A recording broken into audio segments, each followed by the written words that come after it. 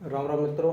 तो last lecture में मैंने आपको महाराणा सांगा के बारे में कुछ बातें बताई थी, जिसमें मैंने आपको बताया था कि महाराणा सांगा किस तरह से राजा बनते हैं। राजा अपने जो भाई थे इनके पृथ्वीराज, रायमल, जय सिंह और चाचा सारंग देव, उनसे कैसे, उनके बाद ये कैसे राजा बनते हैं मित्रों, इनके बारे में सभी कहानियाँ बताई थी। आगे मैंने बताया था कि इन्होंने कैसे मालवा के शासक को हराया तथा गुजरात के शासक को भी हराया, और 1517 के युद्ध में, खातौली के युद्ध में इब्राहिम लोदी को हराया तथा बाड़ी धौलपुर के युद्ध में 1518 में पुनः किसको हराया, इब्राहिम लोदी को हराया। तो मित्रों, जो भी मैंने लास्ट वीडियो में जितना भी बताया था, एक और बात बताई थी जो मैंने थी कि 1500 जो बाबर ने इब्राहिम लोदी को हरा दिया था 1526 में, पानीपत का प्रथम युद्ध हुआ था, जिसमें बाबर ने इब्राहिम लोदी को हरा के बाद में मुगल वंश की स्थापना कर दी थी।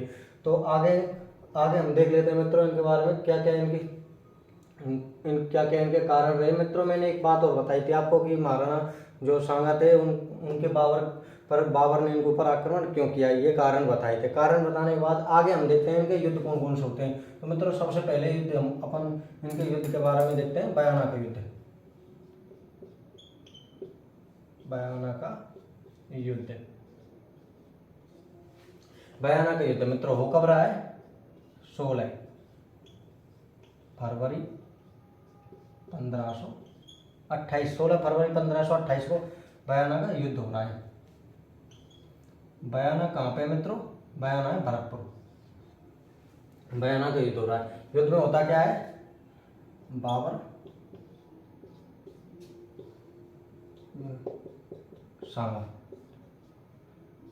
सांगा की जीत होती है युद्ध में मित्रों, और बाबर की पूरी तरह से बाबर हार जाता है। बाबर हार गए मित्रों। इनकी जो अगला युद्ध होता है खानवा। खानवा में हारने का, राणा सांगा के हारने का मुख्य कारण यही रहा कि इन्होंने बाबर को जिंदा छोड़ दिया। कि कौन से युद्ध में, बयाना के युद्ध में। इन्होंने सोचा कि बाबर है हार गया है, क्या दोबारा युद्ध करेगा। तो मित्रों, पर बाबर तो इमोशनल ब्लैकमेल हो चुका था पहले ही कि बाबर तू क्या काम का, तू मतलब ऐसे हार गया इतने युद्धों को जीतने के बाद भी। तो बाबर ने सोचा या तो मरना है या जीना है, तो किसको मार के जीना है, राणा सांगा को, और उनके राज्य को हड़पना है बिल्कुल। तो यह आक्रमण करता है इस तरह से मित्रों। इस आक्रमण में तो, बयाना के युद्ध में तो किसकी जीत हो जाती है, राणा सांगा की जीत हो जाती है। राणा सांगा की जीत हो जाती है। बाबर हारा है तो बाबर दोबारा लड़ना चाहता है, परंतु इनकी जो सेना है, सेना दोबारा लड़ना नहीं चाहती, क्योंकि सेना पहले युद्ध का परिणाम देख चुकी थी जो बयाना का युद्ध होता। पर बयाना के युद्ध में से कुछ सैनिक जो लौटे थे वो आ गए। वो कहाँ पे आ गए, जो है बाबर की जो सेना वहां पे बैठी थी, और उन्होंने बताया कि राजपूत कैसे लड़ते हैं। एक राजपूत 10-10 मुगलों से लड़ रहा है और उनको मार रहा है। इस तरह से उन्होंने राजपूतों की वीरता का व्याख्यान किया। तो मित्रों, जो बाबर की सेना है इसमें हलचल मच गई और सेना भागने लगी। तो बाबर का मूड खराब हो गया। और वैसे भी जो ये बाबर का एक गुरु था, बाबर का एक गुरु था, उसने भी इनके बारे में बता दिया था कि बाबर आजकल तेरे दिन खराब चल रहे। मोहम्मद शरीफ नाम था इनके ज्योतिषी का। तो वैसे सेना ने विश्वास कर लिया कि गुरु ने बताया बाबर के ने, और जो वहां से बयाना के युद्ध में हारी हुई सेना ये वो भी बता रही है कि राजपूत इतनी बुरी तरह से मार काट कर रहे हैं, तो उन्होंने युद्ध लड़ने से मना कर दिया। बाबर पहले ब्लैकमेल हो चुका है, बाबर को युद्ध लड़ना है किसी भी हालत में, तो बाबर उनको मोटिवेट करेगा। आज जैसे संदीप माहेश्वरी, सोनू वगैरह करते हैं, तो इस तरह से बाबर ने उनको मोटिवेट कर दिया, और बाबर ने प्रतिज्ञा की 25 फरवरी 1528 को शराब न पीने की, शराब छोड़ने का वचन दे दिया कि आज के बाद मैं शराब नहीं पीऊंगा। जो शराब के प्याले थे वो सभी तोड़वा दिए, सोने वगैरह के जो जितने भी प्याले थे वो तोड़वा के गरीबों में बांट दिए, और इस तरह बाबर का मूड खराब हुआ।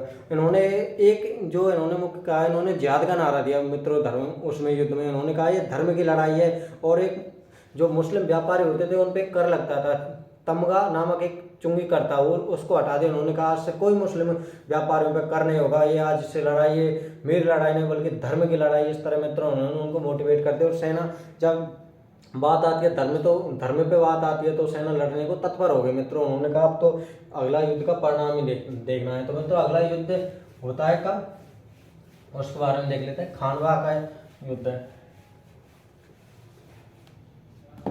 अगला युद्ध। कौन सा है, खानवा है कहाँ पे मित्रों, रूपबास भरतपुर में, रूपबास भरतपुर में उनकी खानवा में युद्ध होता है। कब होता है?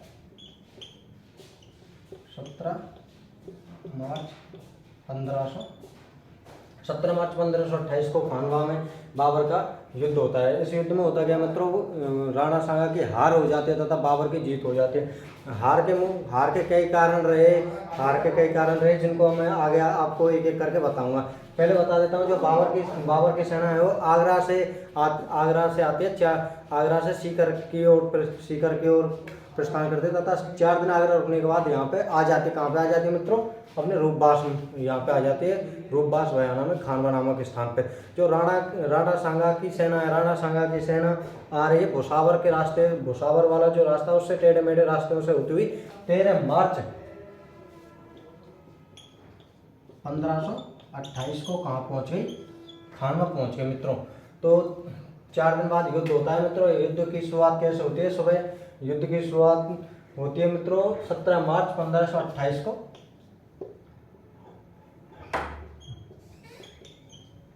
9:30 बजे युद्ध की शुरुआत होती है मित्रों। युद्ध का परिणाम क्या होता है? बाबर युद्ध में जीत जाता है।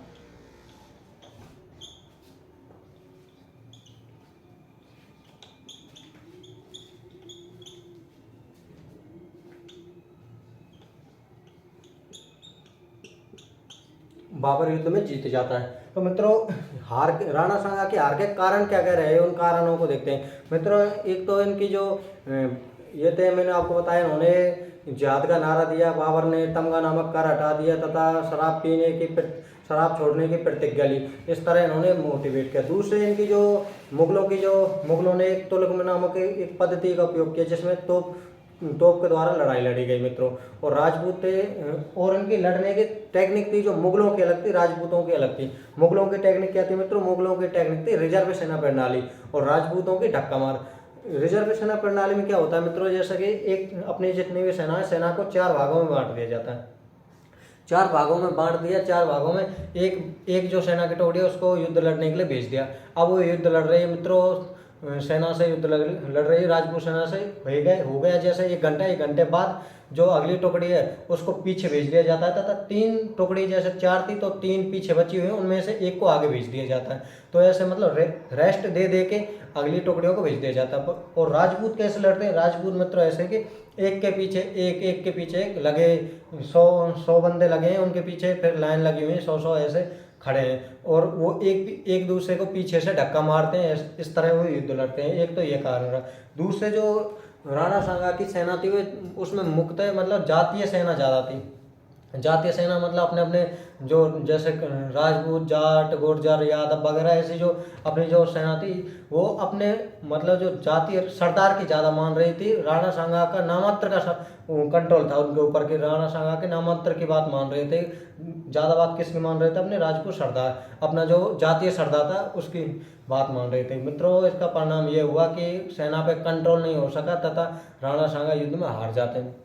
मित्रों, बताया जाता है कि राणा सांगा, बाबर अपनी तजु के बाबरी में लिखता है कि राणा सांगा के पास सेना में, राणा सांगा की 1 लाख की सेना थी, 1 लाख की उनकी सेना थी तथा उनके सेना में 7 राजा, 9 राव, 104 सामंत थे। फिर भी वो युद्ध में हार जाते हैं। इसका कारण यही रहा कि उनकी सेना में एकता की कमी थी मित्रों। एक कोई कंट्रोल करने वाला एक सेनापति नहीं था। इतनी बड़ी सेना को कंट्रोल कैसे किया जाए मित्रों, यही था। और दूसरा, धक्का मार प्रणाली तथा कुछ जो राणा सांगा के साथी थे वो बाद में बाबर की ओर जा मिले मित्रों। ये इनके युद्ध हार के कारण रहते हैं। तो एक बार देख लेते हैं हार के कारण।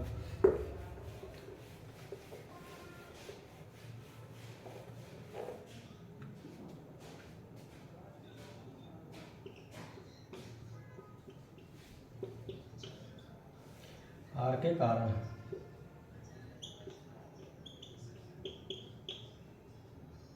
तुगलक पद्धति का प्रयोग बाबर के द्वारा।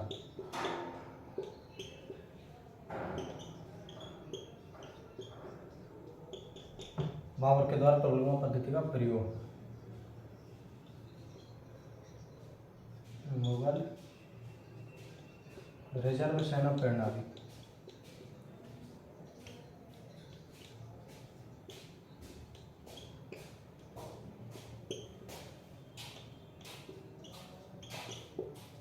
लड़ रहे थे।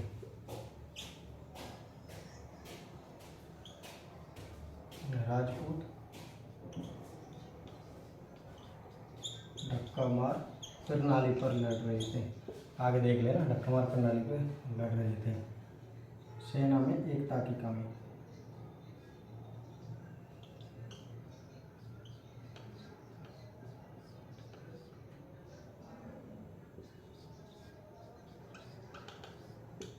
सेना में एकता की कमी थी।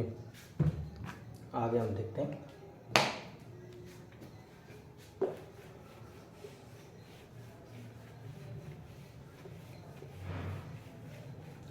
युद्ध से पहले जो राणा संगा है वो एक प्रथा को निभाते हैं जिसका नाम है पाती पेरवन। पाती पेरवन प्रथा। पाती पेरवन प्रथा क्या होती है? इसमें राजपूत राजाओं को निमंत्रण दिया जाता है कि युद्ध के लिए कि किसी विदेशी आक्रमणकारी को भगाने के लिए मैं आपकी सहायता चाहता हूँ। उस तरह किस कौन सी प्रथा है? पाती पेरवन।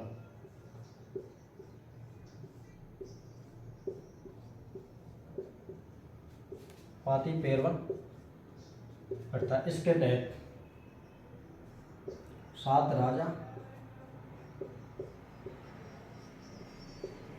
9 राव तथा 104 सामंत सांगा की ओर से लड़े।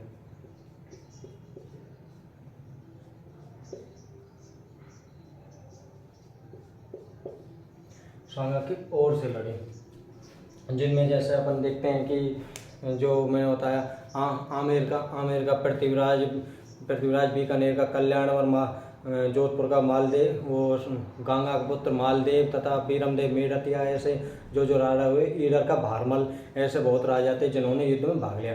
तो मित्रों आगे इनके बारे में देखते हैं। ये तो इनके हुए। इनके बारे में बताया जाता है कि राणा जो सांगा का राज्य था,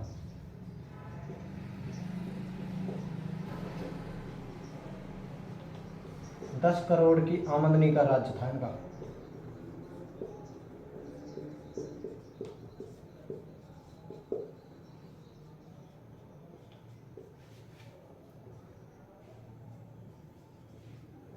एक लाख घुड़सवार थे इनकी सेना में। ये इनके बारे में बताया जाता है। एक दो बात और देख लेते हैं राणा सांगा के बारे में। इनकी जो उपाधि वगैरह है उनको देख लेते हैं।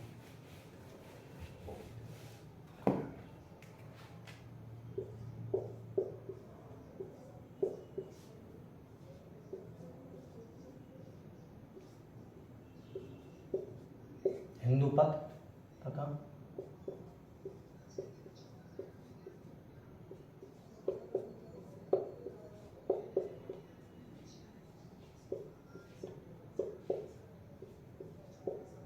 सैनिकों को भग्नावेश। किसने कहा? यह उपाधि किसने दी? Colonel Tod, colonel James Tod ने यह उपाधि दी। क्यों दी मित्रों? इनके ऊपर, इनके शरीर में 80 घाव थे और राणा सांगा ने अपने देश की रक्षा के लिए एक हाथ, एक पैर तथा एक आंख गंवा दिया।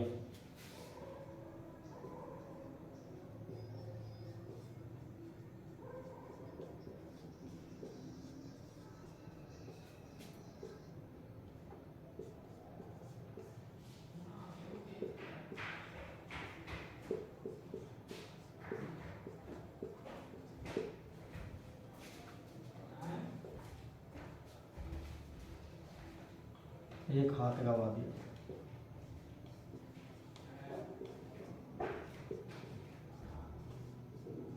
इस तरह मित्रों राणा सांगा ने अपने देश की रक्षा के लिए एक हाथ, एक पैर दबा दिया। अब गंवा दिया। मित्रों राणा सांगा के अंतिम दिनों के बारे में देख लेते हैं कि इनकी मृत्यु वगैरह कैसे हुई।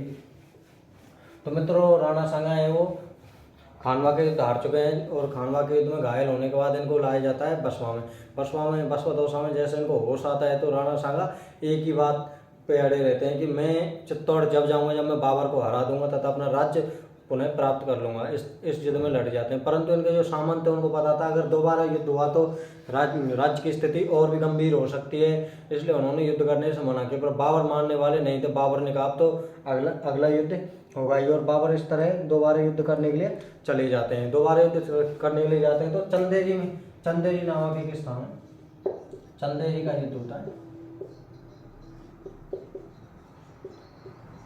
1528 में। इसमें बाबर जाते हैं, हुमायूं वो जो मैंने आपको बताया बाबर को पराजित करने के लिए जाते हैं, पर इनके जो वो होते हैं सरदारी रास्ते में इनको जहर दे देते हैं। जहर कहाँ पे देते हैं? कालपी में, कालपी एमपी में जहर देते हैं। तो मित्रों आगे देखते हैं, कालपी एमपी में जहर दे दिया। किसने दिया? सामंतों ने। तथा कालपी एमपी में जहर दिया और बसपा दौसा है उसमें इनकी मृत्यु हुई। कहीं कहीं इनकी मृत्यु कालपी में भी दिखाई गई, जबकि इनको कालपी एमपी में जहर दिया गया था। तो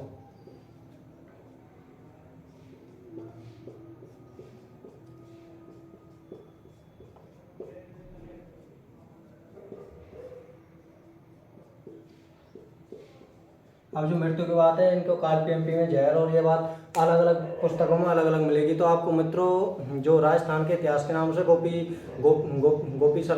शर्मा की एक पुस्तक आती है, उसमें आप देख सकते हो। और पेनोरमा है उसमें भी यही दिया हुआ है जो इनकी मृत्यु कहाँ पे होती है मित्रों? बसपा दौसा में। इस तरह इनका चबूतरे की बात कर लेते हैं। बसपा दौसा में चबूतरा बना है तथा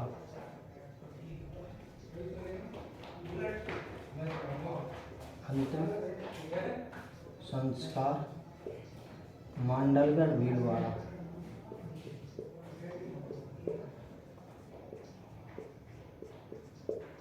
मांडलगढ़ भीलवाड़ा में किया गया। अब मांडलगढ़ भीलवाड़ा में इनकी समाधि बनी हुई है, देख लेते हैं एक बार।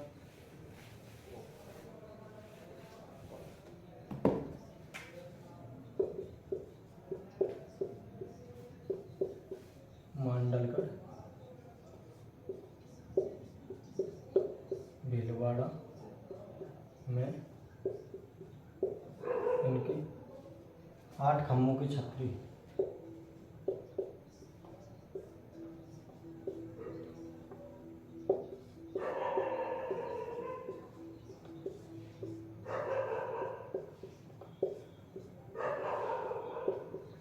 आठ खम्भों की छतरी बनी है। किसने बन छतरी? ये जो इनकी छतरी है किसने बनवाई? अशोक परमार। याद रखना है यार। देखिए वैसे मृत्यु की डेट भी बता देता हूँ, मृत्यु का हुई।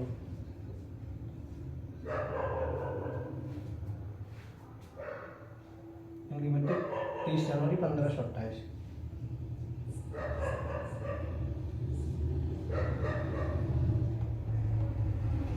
जनवरी 1528 में इनकी मृत्यु हुई। तो मैंने मित्रों आपको बताया कि इन्होंने 16 फरवरी 1527 में बयाना के युद्ध में किसको हराया? सांगा को हराया। तथा 17 मार्च 1527 के खानवा के युद्ध में बाबर ने सांगा को हरा दिया। और इस तरह इनके बाद में इनकी मृत्यु हो जाती है। मृत्यु कहाँ पे होती है? कालपी एमपी में जहर देने के कारण बसपा दौसा में इनकी मृत्यु होगी। वहाँ पे इनका चबूतरा भी बना हुआ है। जो उनकी छतरी कहाँ पे बनी हुई? मांडलगढ़ भीलवाड़ा में अंतिम संस्कार किया गया तथा अशोक परमार के द्वारा 8 खम्भों की छतरी बनाई गई मांडलगढ़ भीलवाड़ा में। और इनकी मृत्यु 30 जनवरी 1528 को इस तरह इनकी मृत्यु हो जाती है। और महाराणा इस तरह हमने महाराणा सांगा के बारे में जो जो जानकारी थी मित्रों सभी जानकारी हमने देख ली। जो जो पेपरों में आई हुई है ऐसे तो जानकारी तो अथाह इनके बारे में इतिहास भरा पड़ा है कि किसी को भी देख ले, वीर विनोद में कितना भी पढ़ लो इनके बारे में। तो पर जो हमको एक स्पेसिफिक डाटा पढ़ना है, जो फिक्स जो डाटा आता है पेपरों में वो पढ़ना है। तो मित्रों आगे जो इनके बारे में अगर बचा तो है नहीं, फिर भी कुछ रह गया होगा तो मेरा अकॉर्डिंग में आगे अगले लेक्चर में कंसिडर कर लूँगा। मित्रों अगर आपको वीडियो अच्छी लग रही हो तो वीडियो को लाइक करें तथा शेयर करें, और वीडियो को अपने जो चैनल है चैनल को सब्सक्राइब करवाएं मित्रों, दोस्तों से भी करवाएं। थैंक यू दोस्तों, राम राम।